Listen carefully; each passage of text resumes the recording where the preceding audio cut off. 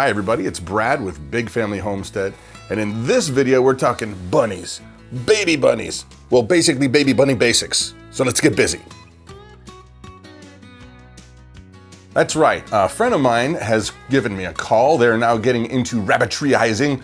I don't think that's really a word. They're raising rabbits. And so basically we got to chatting about some, basic things that we've learned and some mistakes we've made and things we've figured out over the time that we've been raising rabbits. And I thought I would share some basics as his rabbit just had kids, babies. And so ours do pretty much on a regular cycle. We always generally have some in the buns in the oven and whatever, and then some usually, and mama's giving birth or we're weaning them off, or all kinds of different baby bunny basics. So that's what we're going to talk about today. I'm actually going to bring my reluctant but lovely wife, Christa, on, because she actually has more of the rabbit knowledge. I know surface level stuff. She's like a Jedi. She mind melds with the rabbits like Leonard Nimoy. So here we go. Gonna get to it, show you some stuff. First things first, I think we're gonna talk about the nesting boxes.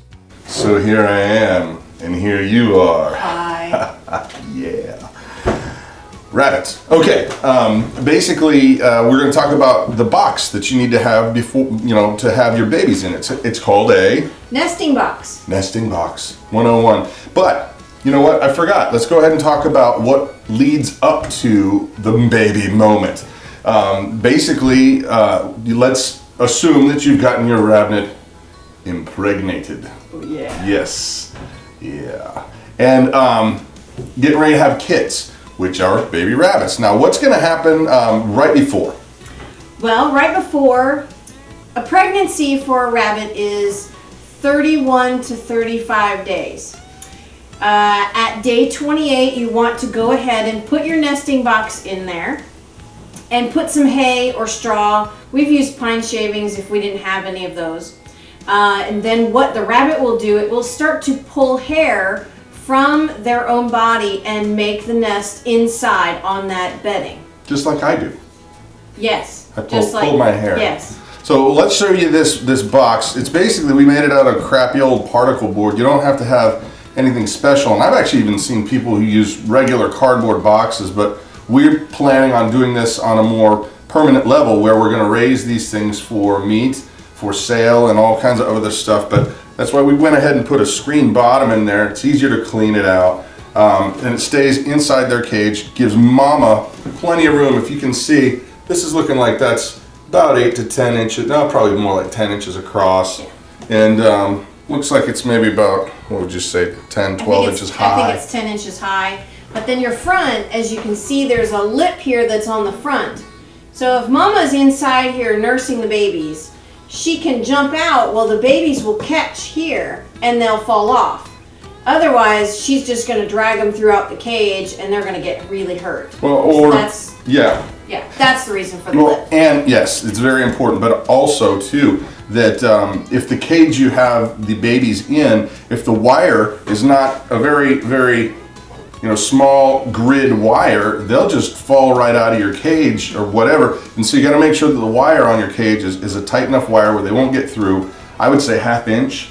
Yeah. Oh yeah. I think we have 1/4 inch in here. Yeah. However, the reason for the wire too is so that when the mama and the babies pee and poo, it will go straight through the wire. That way they're not sleeping in that. That's just like our bed. Now, a couple things that once the babies are actually there, you've got to kind of be very attentive to. Talk a little bit about that. Well, you have to make sure that the babies are underneath the mama's hair. If they're not, they'll get cold at night and they'll die. We've actually had that happen a couple of times.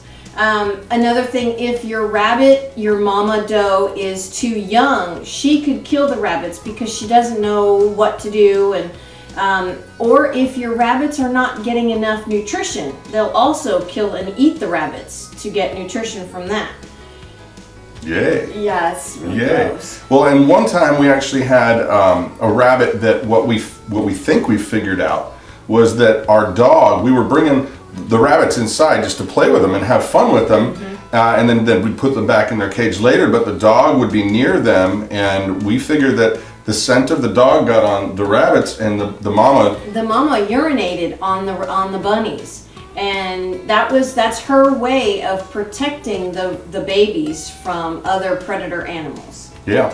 So other things to look out for, basics, you know, just making sure that the mama has enough milk to feed the babies. And how do you know that they're getting enough nutrition? Well, you make sure they have enough grain, pellets, or we give our rabbits wheatgrass. We give them wheatgrass at one time during the day, and then another time we give them pellets. Make sure they have plenty of water, especially in the summer. Another thing to look for is your bunnies getting dehydrated. You need to check your rabbits every day. And I can show you on one of the babies.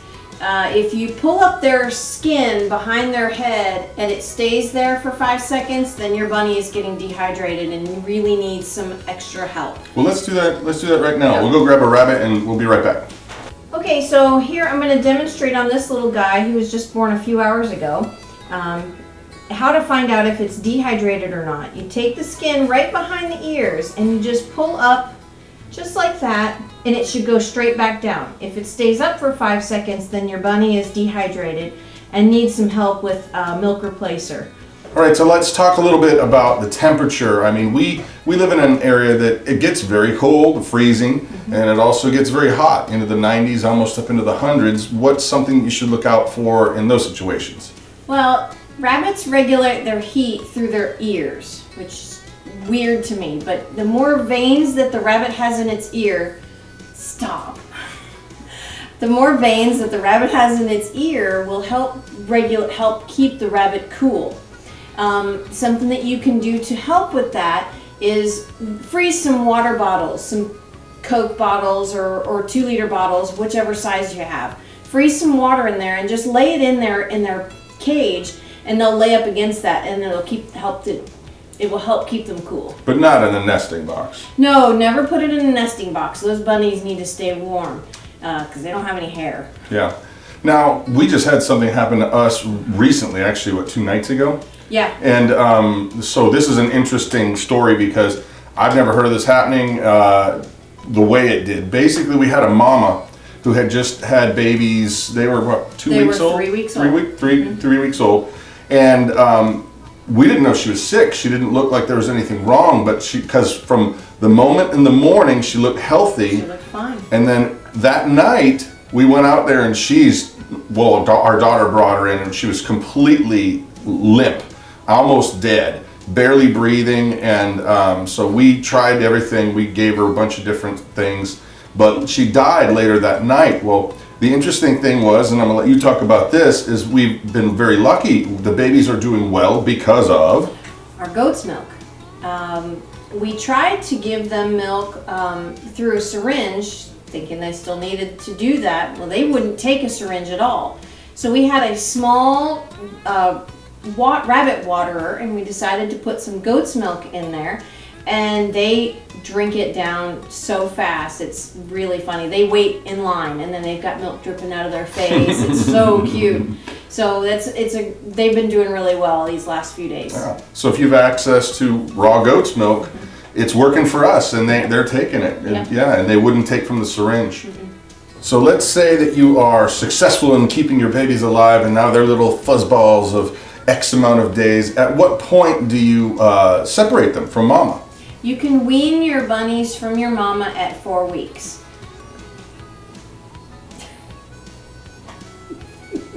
I got nothing.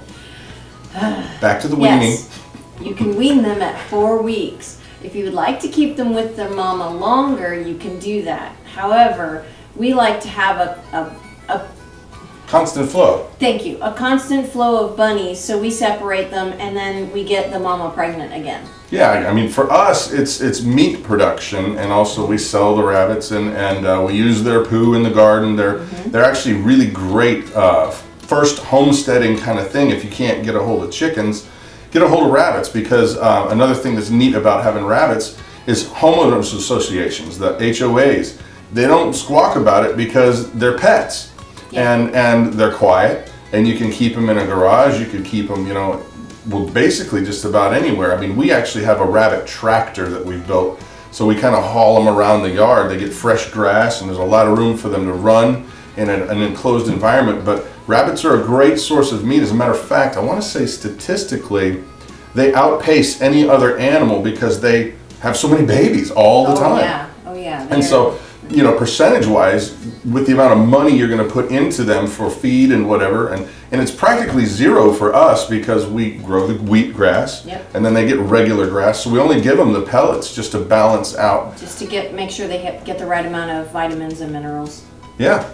Yeah, so rabbits, go bunnies, Haas and Pfeffer. And the USDA does not classify them as an agricultural animal. So HOAs can't squawk about you having a farm of rabbits. I think it's called a murder of rabbits. Oh, is it? No. Ooh, that's bad. It's a murder of crows, which actually is a real term. But that's another whole story altogether. So anyway, few rabbit basics. Please put your questions down there. We are by no means experts. We've only been doing this for about a year, but we've found a lot of really, really smart people, good resources. We've learned a lot. Yeah, and so feel free to ask us questions. Well, there it is. I'm Brad, and this is... I'm Krista. And this is the Big Family Homestead or Circus or whatever you want to call us. So like and subscribe. Have an amazing day.